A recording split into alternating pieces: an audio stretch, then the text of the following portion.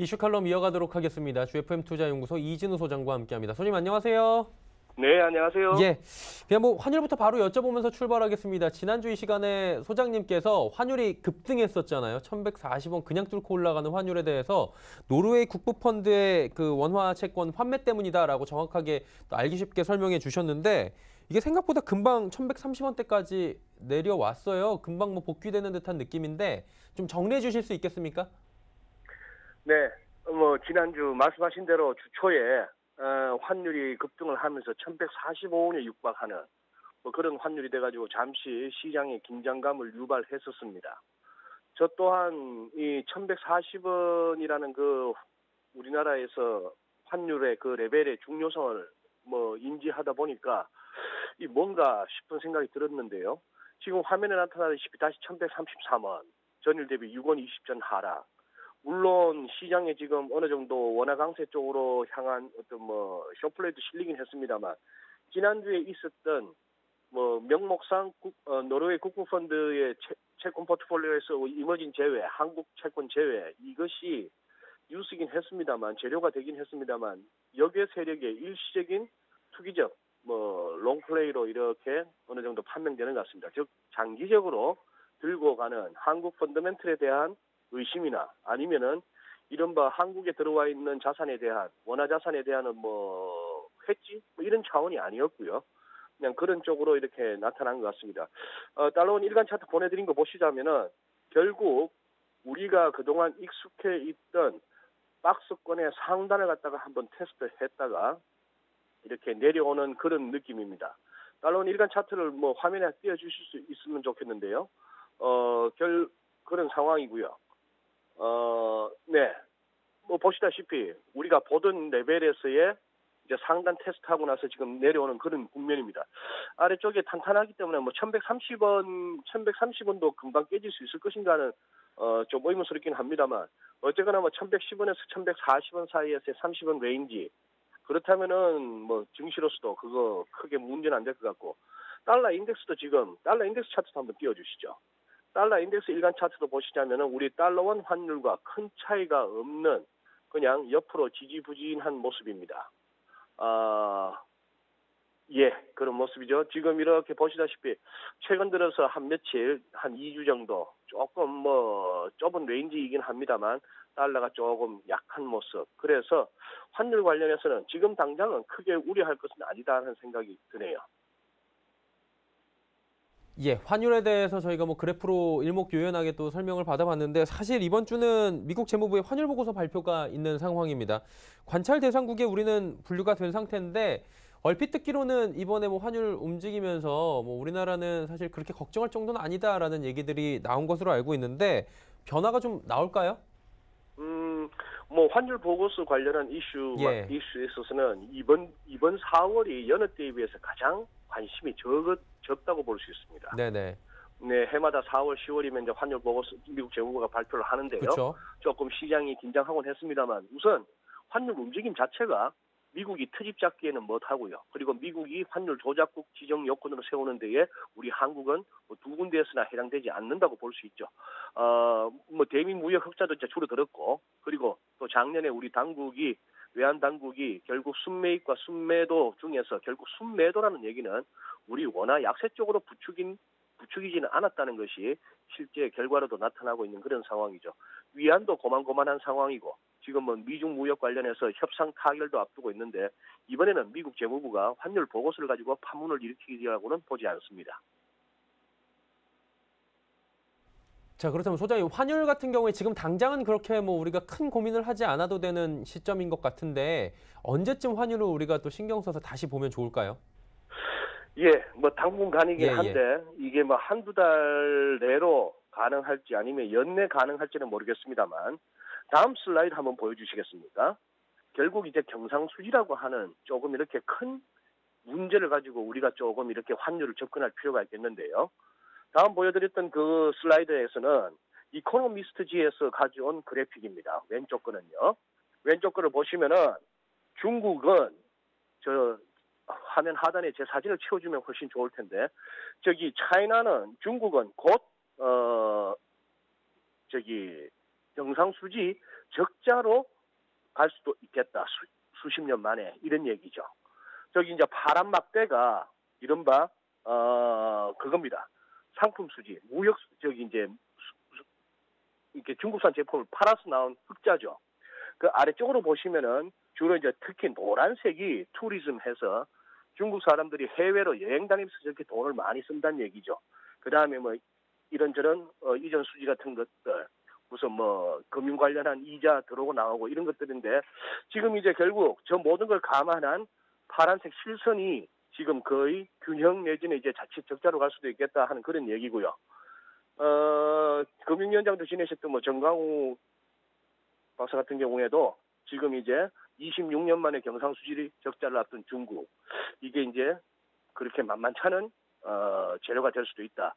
이른바 중국의 뭐 회색 코뿔소 아래쪽에 중국 국기에다가 회색 코뿔소도 그렸습니다만 연초에 시진핑 주석이 이렇게 공식적으로 나열했던 회색 코뿔소는 중국의 국가 부채 그리고 그림자 금융, 부동산 거품 이런 것도 되겠습니다만 다른 데가 아닌 중국의 경상수지가 혹시나 적자로 전환된다면은 그렇다면 위안화도 꿈틀거릴 수가 있겠고요. 그 다음 슬라이드도 한번 보여주신다면은 우리나라도 당연히 경상수지 흑자국이라는 그런 생각을 갖다가 뭐 우리가 다 갖고는 있습니다만 다음 보셔주신다면은 경상수지 흑자 규모 위에 나오는 그래픽에 막대의 높이가 갈수록 줄어들고 있다는 느낌이 들죠.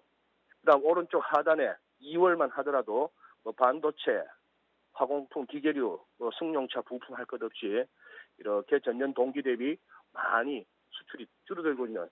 자, 저기까지가 이제 2월인데 이제 3월, 4월 들어서 조금 반등하는 경기가 바닥을 치고 돌아서는 듯한 지표상으로는 말이죠. 뭐 체감으로는 여전히 형편없습니다만 그런 상황이라서 우리나라도 중국도 결국 경상수지가 앞으로 적자로 가느냐의 여부, 그때쯤 되면 환율이 꽤나 우리가 자주 이렇게 시황에서 다뤄야 되는 그런 주요 변수로 등장할 것 같습니다.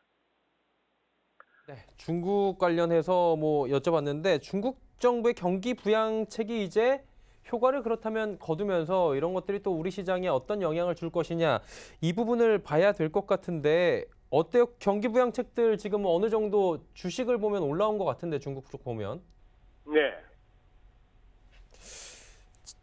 그 뭐 이 우리나라 시장에는 영향을 지금 주고 있다고 저희가 봐야 되는 겁니까? 소장님 이 부분은 어떻게 봐야 되는 거예요?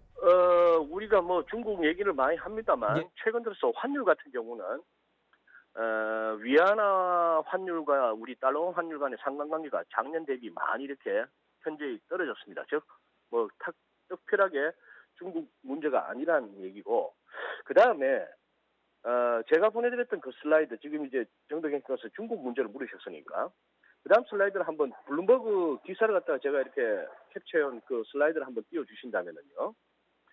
지금 역시 중국이 우리한테 있어서 굉장히 그 다음 슬라이드를 띄워주십시오. 블룸버그 기사 드라기 네 저거죠. 지금 저게 주말에 블룸버그에 나와 있던 화면입니다. 지금 이제 드라기 총재의 다소 심각한 표정과 옆에 보면은 어제 워싱턴에서 폐막됐던 IMF 중계 연례 회의에서 기자들하고 뭐 주거니 받거니 하는 와중에 저 표현이죠. 빨간색을 줄 건 부분 드라기 총재가 표출했는데 연준의 독립성에 대한 우려, 즉 하도 최근 들어서 미국에서 뭐 월가 할 것 없이 특히나 트럼프 대통령으로 대표되는 뭐 백악관에서 연준에 대한 압박이 심하다 하는 저런 부분이었는데요. 그 아래쪽에 이제 줄건 부분에서 기사 관련해서 차이나의 줄을 제가 껐습니다. 그만큼 지금 중국에 관한 관심이 크다는 것이고 이번 주 또 중국의 하드데이터들이 막 발표되죠.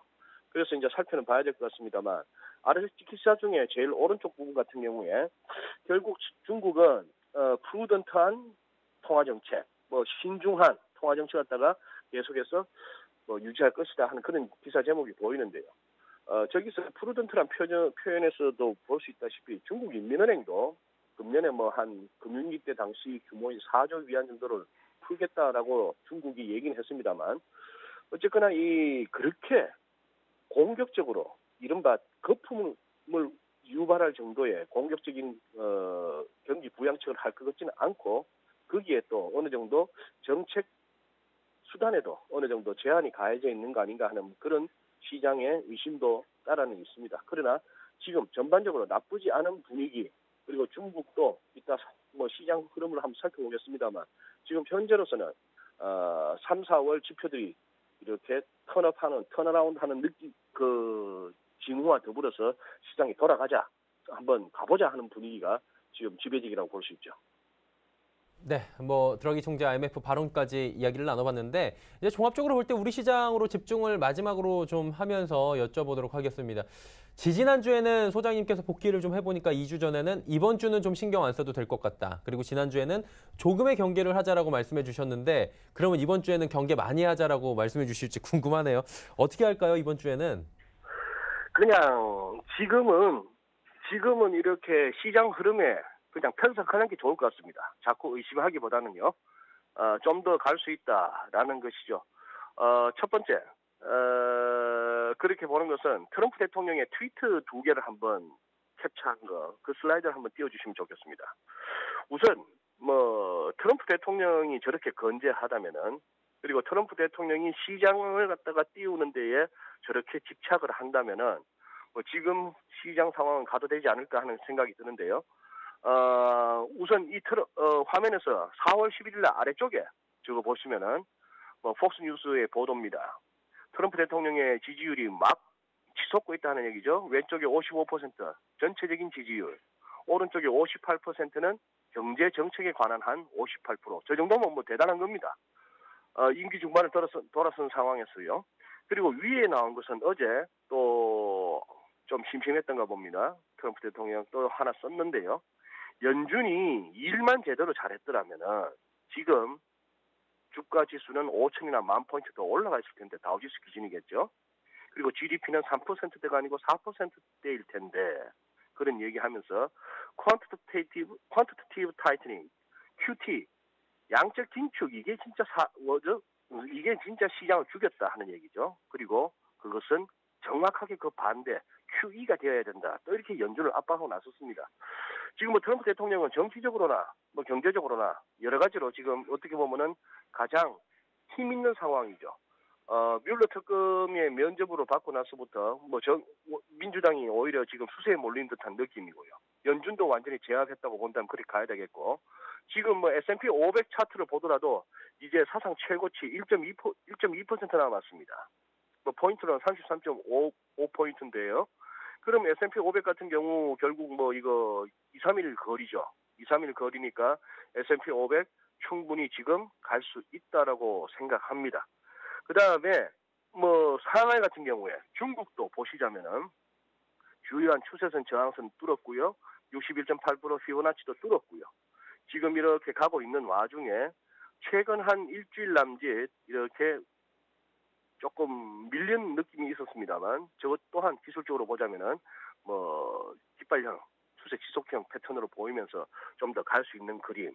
우리 코스피도 마찬가지입니다. 결국은 우리 코스피 일간 차트를 다시 보자니 결국 저 이중바닥 1985포인트 근처에서 2번 확인했던 저 바닥 저걸 갖다가 이제 네크라인을 뚫고 올라섰을 때 결국은 2300 한번 가지 않겠습니까? 라고 했는데 그걸 갖다가 계속해서 옆으로 지지부진한 가운데 의심을 했습니다만 결국 차트가 말한 대로 적어도 2300까지는 갈 수 있는 흐름 아닌가. 그 이후에 미국이 고점 경신하고도 쉬지 않고 달리는 그런 장이 된다면 우리도 조금 더 고점을 높여가는 그런 장으로 지금은 차트마다 힘이 있습니다.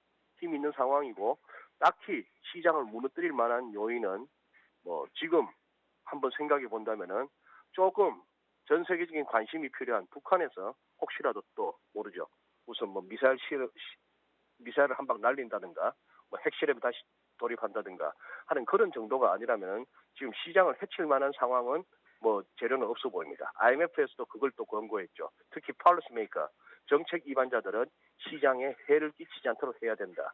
지금 조심스럽게 해서 어쨌거나 이 좋은 분위기 이어가자는 그런 분위기가 전 세계적으로 형성되고 있습니다. 초칠 만한 세력은 딱히 보이지 않습니다.